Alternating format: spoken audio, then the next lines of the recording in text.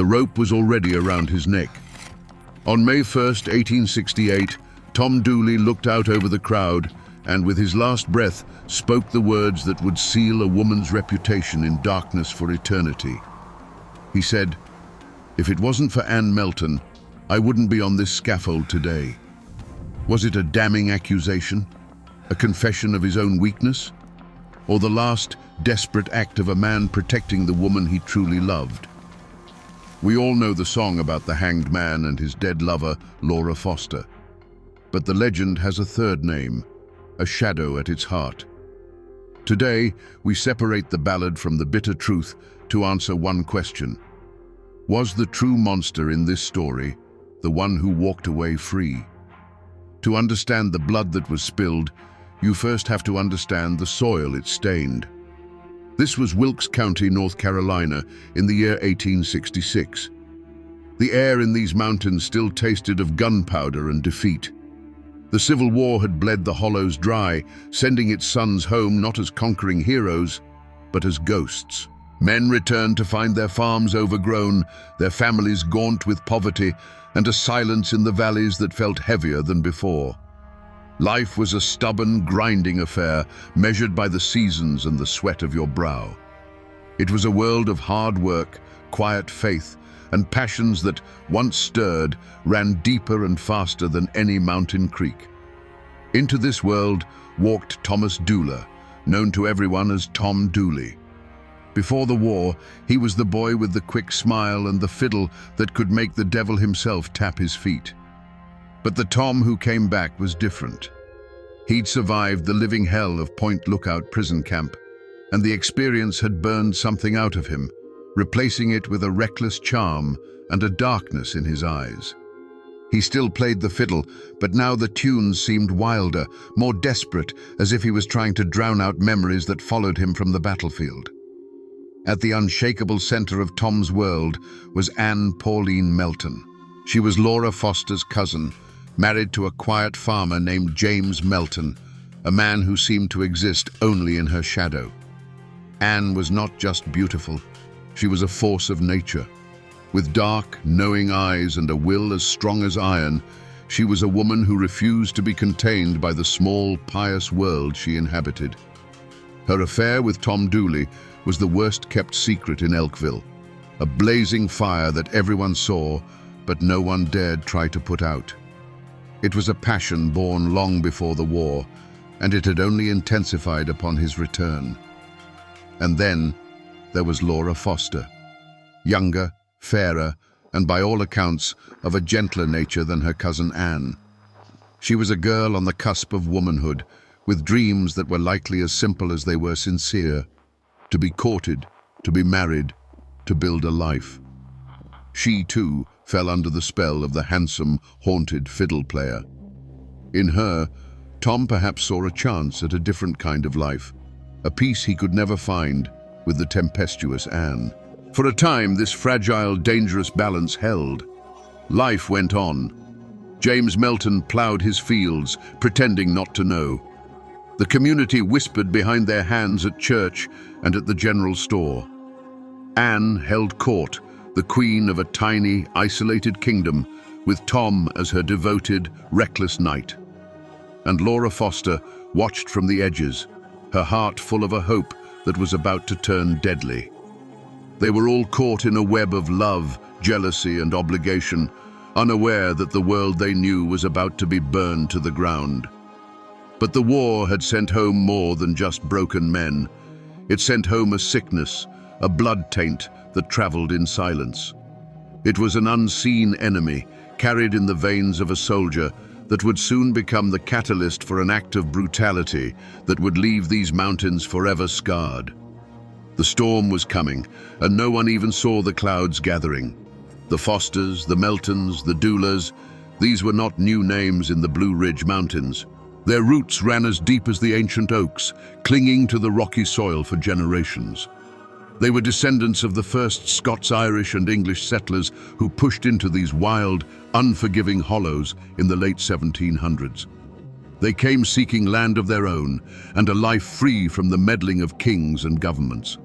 They fought the wilderness, they fought the natives, and sometimes they fought each other to hold on to the small plots of earth that defined their existence.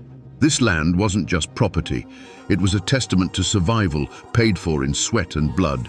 Every creek, every ridge, every dark stand of timber was tied to a story, a birth, a death, a memory. But history had left scars on this land that had never truly healed. The Civil War was the deepest of them all. Wilkes County had been a place torn in two. While many men like Tom Dooley marched off to fight for the Confederacy, the hills were also crawling with Union sympathizers, draft dodgers, and outright deserters. It was a war fought not just on distant battlefields, but in hushed conversations and suspicious glances between neighbors. Loyalty became a currency more valuable than gold, and betrayal was a poison that could linger in a family's well for 50 years. When the war ended, it didn't bring peace. It brought a simmering resentment. The men who came back, like Tom, were changed, and the community they returned to was fractured. The old order was shattered, and the law was often little more than a suggestion. In this power vacuum, the oldest laws of the mountains reasserted themselves, the laws of clan and kin. And in this world, a name was a heavy thing to carry. To be a foster in these hills meant something. It meant you were part of a sprawling, tangled web of blood relations. You were never truly alone, but you were never truly free either. Your triumphs and your shames belonged to the whole family. An insult to one foster was an insult to all, and the family's honor had to be protected at any cost. This wasn't just about pride, it was about survival. A family with a stained reputation was a weak family, vulnerable to its enemies. The weight of that name and the secrets it had to protect was a burden every foster, including Anne and Laura, carried from the day they were born. In a place like Wilkes County, news traveled faster on foot than it did by post. The general store, the churchyard, the grist mill, these were the arenas where reputations were built and destroyed. And at the center of this web of whispers was Anne Melton. Her affair with Tom Dooley wasn't just a private sin, it was a public spectacle, a long-running drama the entire community followed with a mix of condemnation and fascination. Every glance between them, every time he lingered too long at her farm, was noted, dissected, and woven into the local law. The supporting cast was a complex gallery of cousins and neighbors, each with their own loyalties and resentments. There was Pauline Foster, another cousin, a woman who moved through the community with watchful eyes. The exact nature of her relationship with Anne is lost to history, but the court records would later suggest a deep-seated animosity, the kind that festers between women who are too much alike or who have vied for the same things. Then there were the Meltons, James's family, who had to endure the shame of his wife's open infidelity. And there was James himself, a quiet, brooding figure. The community saw him as a cuckold, a weak man who couldn't control his wife.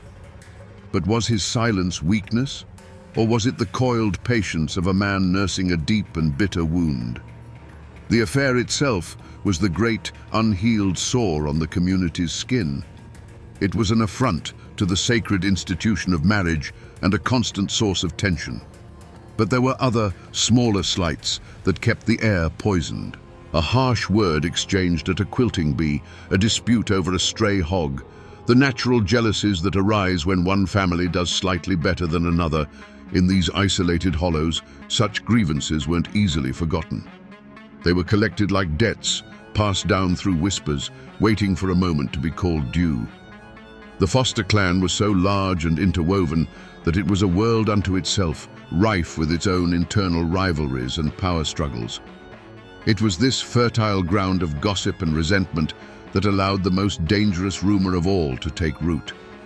When whispers of the foul disease began to circulate, they fell on ready ears. Syphilis was more than an illness. It was a mark of moral decay, a physical manifestation of sin. The rumor transformed the affair from a simple matter of adultery into something dark and terrifying. It was a secret that, if exposed, would bring a level of shame and ruin that was absolute. It wouldn't just be whispers, It would be utter damnation. The air in Elkville grew thick and heavy. Anne, Tom, and Laura were no longer just three people caught in a tangle of passion. They were characters in a tragedy that everyone was watching unfold, a tragedy being written in real time by the relentless, unforgiving murmur of the community. The pressure was immense. Every smile felt like a mask, every conversation like an interrogation. The stage was set, and the ground was soaked with the fuel of old grudges, just waiting for a single spark to set the whole world ablaze. In the mountains, people have always paid attention to signs. They knew how to read the sky for a coming storm, and they knew how to read the woods for omens. And in the spring of 1866, the old folks would later claim the signs were all bad. They said the whippoorwills called too close to the houses, a sure sign of a soul about to depart. A strange, unnatural quiet seemed to settle in the hollows, a silence that felt sharp and heavy in the air, as if the mountains themselves were holding their breath, waiting for a coming violence. These were the whispers of the woods, the ancient language of dread that every mountain person understood in their bones. The true omen, however, was not a bird or a dream. It was a human one. It was the change that came over Laura Foster. The young, hopeful girl disappeared, replaced by a woman who had been handed a death sentence. When Laura learned she was sick and understood the shameful truth of how she'd gotten that way, the desperation must have been absolute. She was no longer just a spurned lover. She was a victim facing a slow, ugly decay. And she was not going to suffer that fate alone and in silence. Her threat to expose Tom, and by extension the married Anne Melton, was not the blackmail of a schemer. It was the last, defiant cry of a girl whose life had been ruined. That cry was a prophecy, and it spelled doom for Anne. Anne Melton would have felt it most of all. She was too sharp, too aware, not to see the abyss opening up before her. The whispers of the community were no longer just background noise. They were the sound of a trap being sprung. The easy power she held over men, the carefully constructed life she had built with her husband James, the fragile respectability she clung to, it was all about to be consumed by scandal and disease. She must have felt a cold knot of dread in her stomach that never went away, a premonition that the poison that had entered their lives had finally reached the heart. The walls of her world were groaning, and she knew that soon they would either come crashing down on top of her, or she would have to tear down someone else's first. The dam of whispers and threats was about to break. On a bright May morning, Laura Foster made her move. She walked out of her family's home, went to the barn, and saddled her father's mare. She told her family she was leaving to elope with Tom Dooley. This was it. This was the final desperate gamble of a girl who had nothing left to lose. It was not just a flight of romantic fancy, it was a public declaration, an act of defiance that would force every secret out into the sunlight. By riding away to meet Tom, she was setting the entire fragile world on fire. For Tom Dooley, this was the moment of reckoning. He was caught between two worlds, between the fiery, possessive love of Anne and the desperate, righteous claim of Laura. He had made promises to both. Now, Laura was calling in his debt. He had to meet her. He had to face the consequences of his actions. We'll never know what was in his heart on that day, true love for Laura, a sense of duty, or the fear of a man being led into a trap. But we know he went to the rendezvous. His fatal indecision, his inability to untangle the web he had woven, placed him squarely on the path to that shallow grave. The news of Laura's departure must have struck Anne Melton like a physical blow. The threat was no longer a possibility whispered in the dark. It was a girl on a horse, riding to destroy her. Laura's elopement with Tom would be the final, unforgivable humiliation. The whole sordid story, the affair, the lies, and the shameful disease would be laid bare for the entire county to see. The life Anne had so fiercely protected was about to be torn to shreds. The time for talk was over. The time for manipulation and quiet threats had passed. A choice had to be made right there on that spring morning.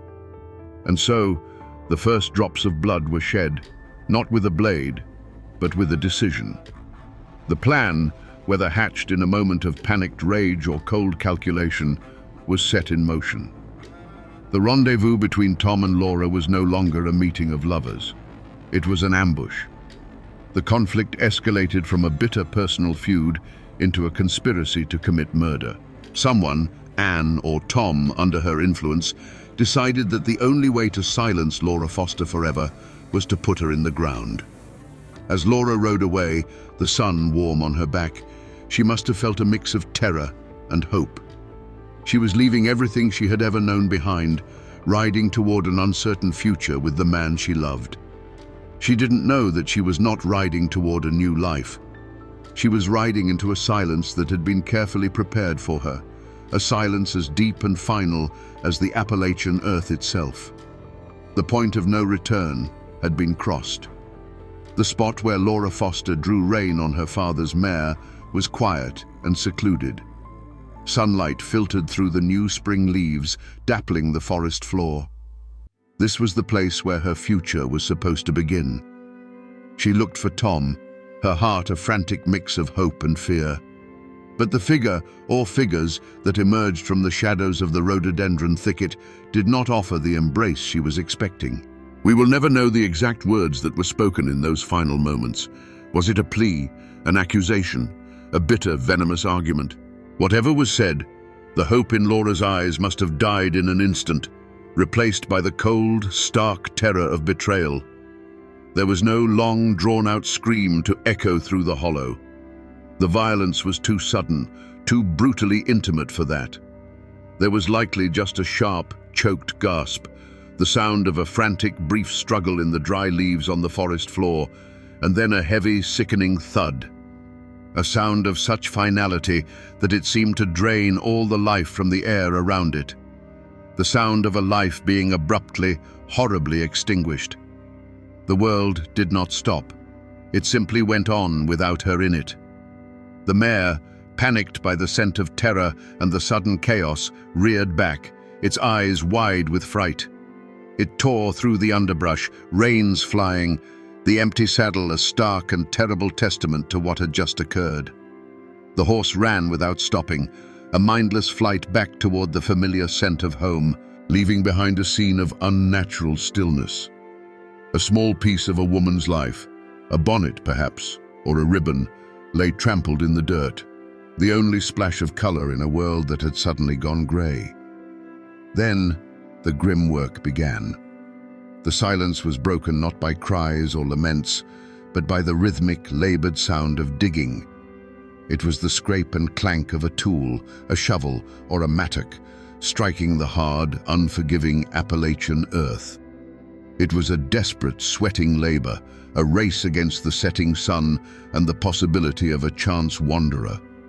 Each shovelful of dirt was not just soil being moved, it was an act of concealment, an attempt to erase a person, to bury a terrible secret so deep that it might never be found.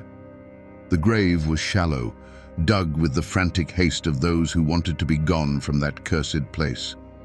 There was no reverence, no ceremony. The burden of Laura's body, now just a thing to be hidden, was placed into the shallow trench. The sounds were muted and awful. The rustle of her homespun dress against the dirt, the dull weight of her form settling into the earth. It was a final, profound act of desecration. Then came the final sounds, the soft, heavy thuds of dirt being shoveled back into the hole, covering the last evidence of the crime. The person, or people, who stood there in the fading light, their clothes stained with soil and their lungs burning from the effort, were not just burying a body. They were burying a promise, a future, and a piece of their own souls. When they were finished, they tried to make it look as though nothing had happened. They scattered leaves over the freshly turned earth and arranged the branches just so. But the ground was wounded. No human eyes had witnessed the act, but the ancient trees stood as silent sentinels. The mountains had seen it all, and in the Blue Ridge, the mountains never, ever forget. To understand what happened in that secluded glade, you have to try, for a moment, to look at the world through Anne Melton's eyes. In her mind, Laura Foster was no longer a person. She wasn't her cousin. She wasn't a romantic rival. She was a disease, a walking plague that threatened to consume everything Anne had built. The syphilis rumor was a death sentence, not just for the body, but for the soul. It meant being cast out, shunned, left to rot in shame while the community whispered about your sins. Laura's threat to expose it all wasn't just blackmail, it was a promise of total annihilation. From Anne's perspective, this was not a matter of jealousy over Tom Dooley. This was a matter of survival, as primal and as ruthless as a cornered animal protecting its den. The twisted logic was terrifyingly simple. You cut out the infection before it kills you. The switch flipped the moment word reached her that Laura was on that mare, riding to meet Tom. Before that, the threat was a possibility, a problem that could perhaps be managed with manipulation or intimidation. But Laura on that horse was a lit fuse burning down to the powder keg. It was an act of open war. In that instant, all other options vanished. The cool, calculating part of Anne's mind, the part that had allowed her to manage an affair under her husband's nose and maintain her standing in the community, would have taken over completely. It was no longer a messy human drama. It was a cold, hard equation. Her life, her home, her name, or Laura's. There was no room for both. So when she confronted Laura in the woods, if indeed she was the one who did, it was likely not with the explosive rage of a jealous lover. It would have been with the chilling focus of an executioner. Each step, each word, each action would have been deliberate. She would have looked at Laura and seen not the face of a frightened girl, but the embodiment of her own destruction. The act itself would have been a task to be completed, a problem to be solved. This profound, terrifying detachment is the only thing that can explain the icy composure she displayed later. It wasn't the absence of feeling, it was the absolute suppression of it in the service of a single, overriding goal, self-preservation at any cost. And in the immediate aftermath, standing there in the silence of the woods, what would she have felt?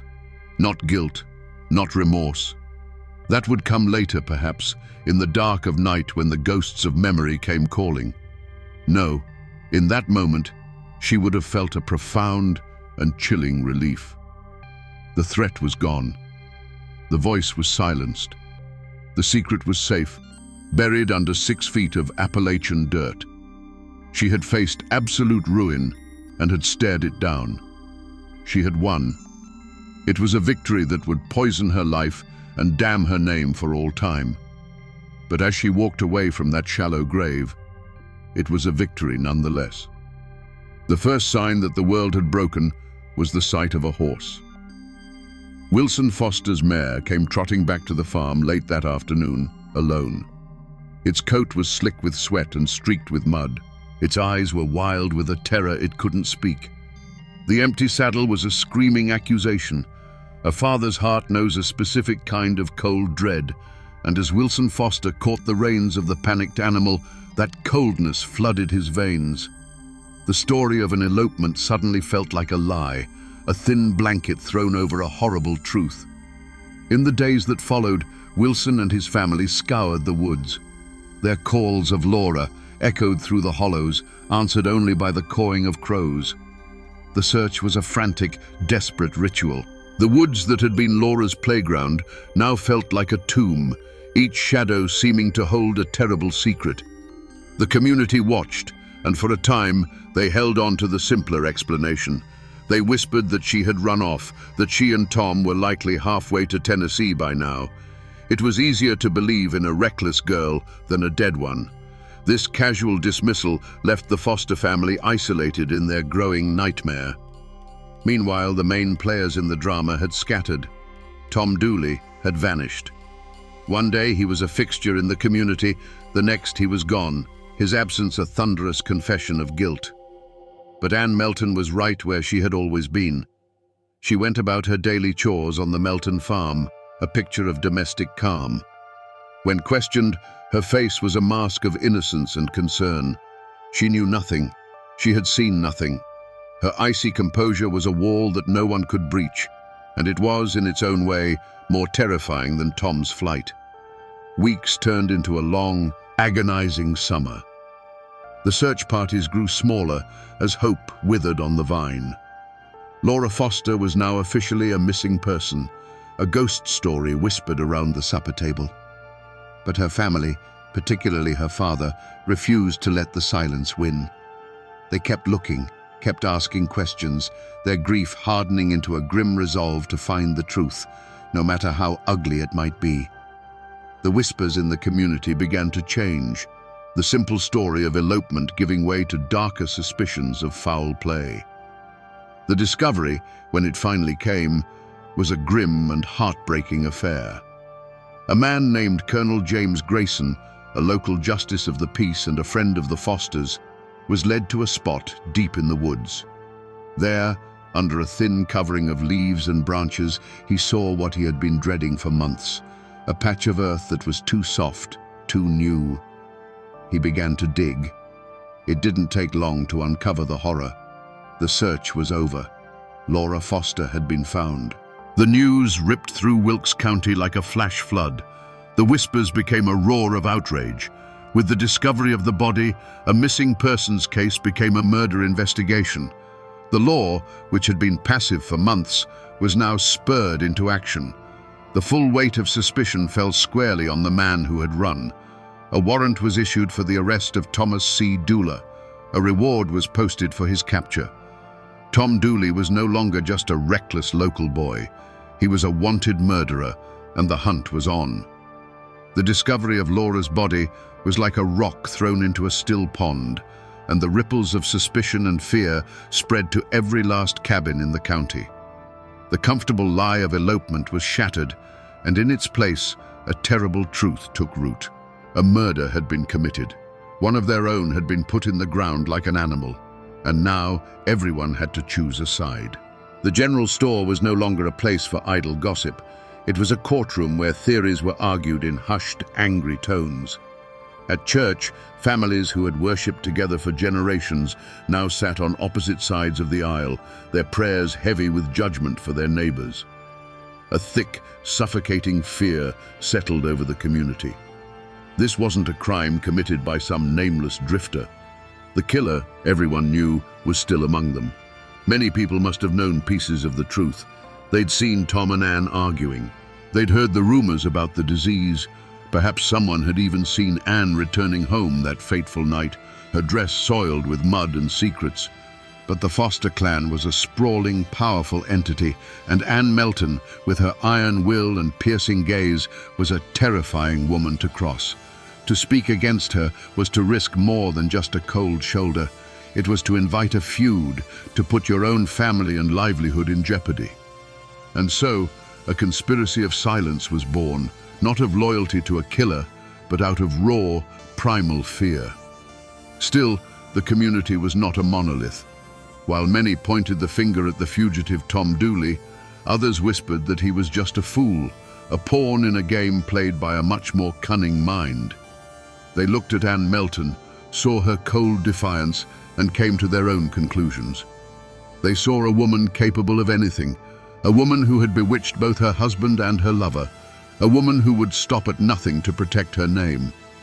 Tom, they argued, might have helped dig the grave, but it was Anne's venom that had struck the fatal blow. In this poisoned atmosphere, small acts of courage and cowardice became monumental.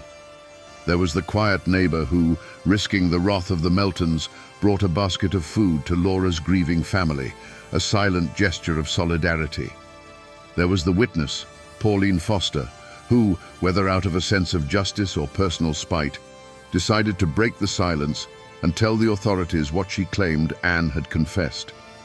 And on the other side, there were those who provided false alibis, who swore they'd seen Tom miles away when the murder occurred, weaving a web of lies to protect a friend or simply to avoid getting involved.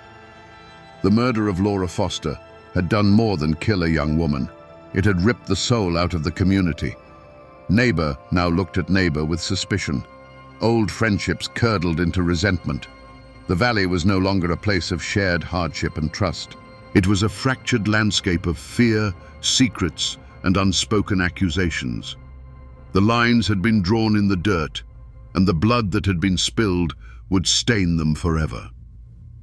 The manhunt for Tom Dooley was not just a matter of law, it was a matter of pride. Sheriff William Dooley, a relative of Tom's, was tasked with bringing him in, a duty that must have weighed on him like a shroud. But the official posse was swelled by harder men from the Foster clan whose faces were grim masks of determination. They weren't interested in a trial, they were interested in mountain justice, a swift and final accounting for the blood of their kin. They knew Tom, they knew his habits, and they knew the woods as well as he did. They weren't just chasing a killer, they were hunting a ghost who knew every shadow in their own backyard. For weeks, Tom was a phantom. He was a creature of these mountains, born and raised in their embrace, and now he used them as his shield. He moved by night, sleeping in caves and abandoned cabins, living off whatever he could forage or steal. The posse would find his tracks by a creek bed, only to have them vanish on the hard rock upstream. They'd get a tip that he was hiding in a certain hollow, and by the time they'd surrounded it, he was already miles away, watching their lanterns flicker from a distant ridge. The rhododendron thickets, so dense they were called laurel hells, were his fortress. He was making fools of them, and with every passing day, the legend of his cunning grew, while the frustration of the hunters curdled into a cold, patient rage. But Tom knew Wilkes County was a cage, and the walls were closing in. He couldn't run forever in a place where every face knew his name. His only hope was to disappear completely, to cross the Blue Ridge into Tennessee and start a new life under a new name.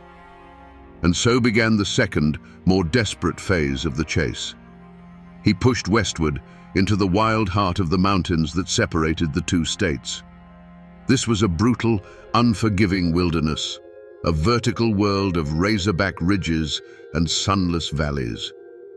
The hunt became an ordeal of endurance, a battle against not just a man, but against the mountains themselves. The posse, relentless and driven, stayed on his trail. They followed broken twigs, faint footprints in the mud, and the whispers of isolated mountain folk who had seen a haunted-looking stranger passing through. The chase stretched on, a slow, grueling pursuit through some of the most difficult terrain in the eastern United States. Tom was starving, exhausted, and the ever-present fear of the men behind him was a constant, gnawing companion. The freedom he had run for now felt like a different kind of prison, a cold and lonely one. He finally made it to Trade, Tennessee, a small settlement just across the state line. He was no longer Tom Dooley, the fiddle-playing charmer. He was just another ragged farmhand, calling himself Tom Hall, looking for work to fill his empty belly. He found it on the farm of a man named Colonel James C. Grayson. For a brief moment, he might have thought he had made it. He was anonymous. He was safe. But the posse had its own network, and word of a suspicious newcomer who fit Tom's description had trickled back across the mountains. The moment of capture was not a blaze of gunfire on a rocky cliffside. It was quiet, pathetic, and inevitable. The posse found him helping with the chores, his shoulders slumped with weariness. He looked up and saw the familiar hard faces from home, and in that instant, he knew the running was done. The fight had gone out of him. There was no struggle, no last defiant stand. There was only the quiet resignation of a man who had been hunted to the point of collapse. He surrendered without a word, exhausted and cornered, the great chase ending not with a bang, but with the click of iron shackles. The journey back to Wilkes County was a somber procession, the hunters bringing their quarry home to face the justice of men. The trial of Tom Dooley was the greatest spectacle Wilkes County had ever seen. The small town of Statesville, where the trial was moved to avoid the inflamed passions of the locals, swelled with spectators. Farmers in dusty overalls stood shoulder to shoulder with men in fine suits, all of them craning their necks for a glimpse of the infamous killer and the woman at the center of the storm. The courtroom was a tinderbox. Armed deputies stood guard at the doors, their eyes scanning the crowd, wary of the foster-kin who were there to see justice done one way or another. Tom Dooley, gaunt and broken from his time on the run, looked like a condemned man from the moment he walked in. His defense was led by Zebulon Vance, a former governor of North Carolina and one of the most brilliant lawyers in the state. Vance argued passionately that the evidence against his client was purely circumstantial, a flimsy case built on rumor and the hysteria of a community desperate for a scapegoat. But the star witness, the one everyone had come to see, was Ann Melton. When she took the stand, a hush fell over the courtroom. She was a vision of composure, her dark eyes sweeping over the crowd without a flicker of fear. She answered the prosecutor's questions with a cool, unshakable calm, denying everything. Her voice never wavered. She painted herself as a victim of malicious gossip, a respectable married woman whose name had been unfairly dragged through the mud. It was a masterful performance. To her supporters, she was a woman of incredible strength, unjustly accused. To her detractors, her icy demeanor was the ultimate proof of a sociopathic heart, a woman capable of orchestrating a murder and then lying about it without blinking.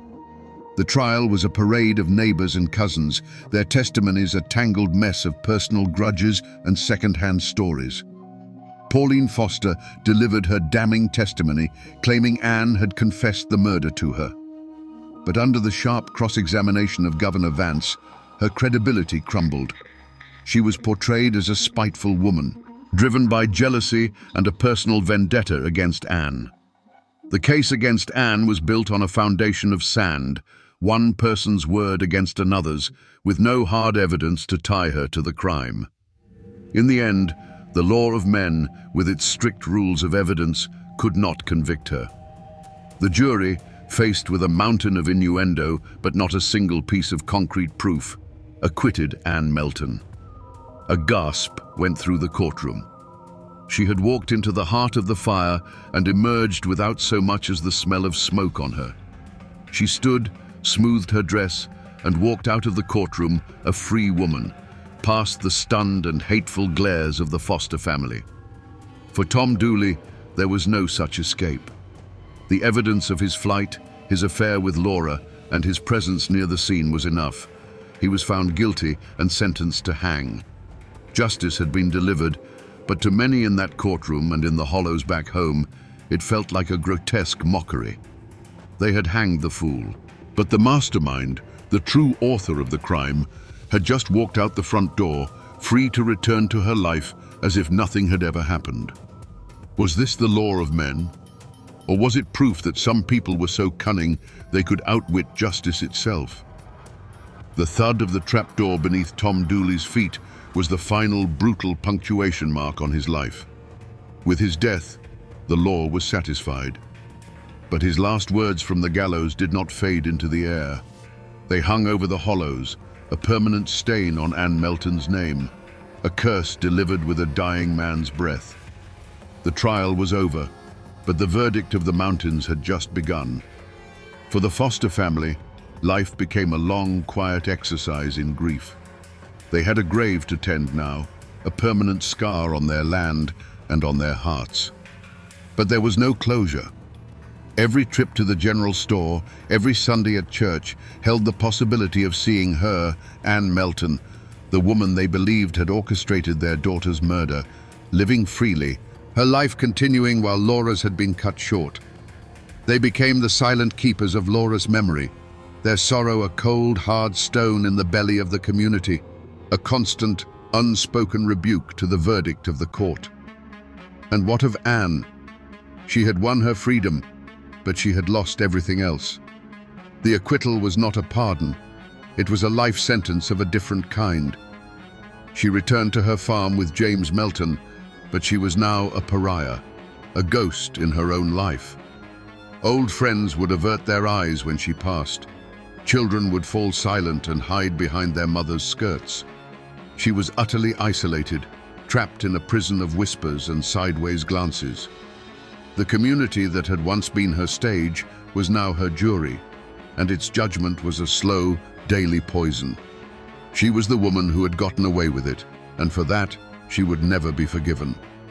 History simply records that Anne Melton died a few years after the trial, likely from a fever or some other common malady of the time. But the legend, my friends, tells a different story. The legend is where the mountains delivered the justice the court could not. They say that Anne was consumed by the very disease that had started it all.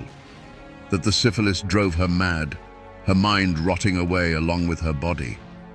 The folklore insists her death was a thing of horror, that for days she was tormented by visions, screaming Laura Foster's name in the dead of night and clawing at phantom hands that were dragging her to hell. The legend gave her an end befitting the monster they believed her to be, agonizing, shameful, and utterly terrifying. It was a curse fulfilled. And so, the community tried to heal by forgetting. After the raw spectacle of the trial and Anne's supposed damnation, a thick blanket of collective silence fell over the story. It was too painful, too divisive. People stopped speaking the names of the dead. The murder of Laura Foster became a dark secret, a story you didn't tell your children, a wound that was left to scar over in private. They buried the truth under the weight of hard work and the passing of seasons, hoping that if they just stopped talking about it, the ghosts of 1866 would finally find their rest. The silence that the community so desperately tried to impose on this story was ultimately broken, not by a historian, but by a musician. In 1958, a clean-cut group of folk singers called the Kingston Trio recorded a simple, haunting ballad called Tom Dooley. The song became a worldwide phenomenon, a #1 hit. It flattened the brutal, complex tragedy into a simple tale of a love triangle gone wrong.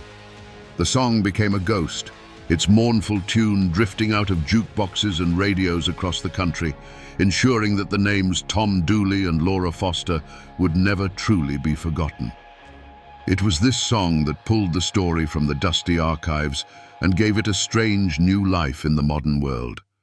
And the physical traces, my friends, they are still there. You can travel to Wilkes County today and find them. There's a small, fenced-in plot where a gravestone marks the final resting place of Tom Dooley. It's a newer stone, placed there long after the original was chipped away by souvenir hunters. You can also find the quiet, lonely grave of Laura Foster, tucked away in a family cemetery. But the grave of Anne Melton is harder to find. Some say she was buried next to her husband in the Melton family plot, while others whisper that she was laid to rest in an unmarked grave, shunned by a family that could no longer bear the weight of her name. Even in death, she remains a figure of mystery and shadow. The land itself holds the memory. The old hanging tree in Statesville is long gone, but locals can still point to the spot where the gallows stood. And if you know who to ask, they can take you deep into the woods to a quiet, unremarkable patch of ground. There are no markers, no signs. But as you stand there, in the silence of the forest, you can't help but feel a chill. This is the place. This is the earth that held Laura Foster's body for a long, hot summer. It is a wound in the landscape that has never fully healed. The descendants of the Fosters, the Meltons, and the Dooleys still live in those hills. For generations, the story was a source of deep shame, a dark chapter that was never spoken of aloud. But the fame of the song changed that. It forced the story out into the light, transforming it from a private family tragedy into a piece of public American folklore. Today, the names no longer carry the same immediate sting, but they do carry an echo of a passion that burned too brightly, of a secret that was worth killing for, and of a tragedy that proves that while people may try to forget, the mountains remember everything. So we come back to the question we asked at the very beginning. a question that has echoed through these mountains for over 150 years. Was Anne Melton the true monster in this story? The law gave us its answer. It said no. But the legend, the folklore, and the dying words of the man she loved screamed a different answer from the gallows. The truth, I believe, is buried somewhere in the murky soil between the two. The historical record is silent, but human nature is not. Anne Melton was a fiercely intelligent, passionate woman, trapped in a world that gave her very little power. When faced with total ruin, did she turn to an act of ultimate brutality to save herself? I cannot tell you with certainty that she held the blade. But I believe her will, her fear, and her desperation were the forces that drove the tragedy to its bloody conclusion. This is not just a simple story of a love triangle, the way the song tells it. This is a story about the awesome and terrifying power of secrets. It's a testament to how, in the isolated, close-knit world of the mountains, things like honor, shame, and reputation are not abstract ideas. They are matters of life and death. It's a brutal lesson in how love can curdle into obsession, and how obsession, when cornered, can become homicidal.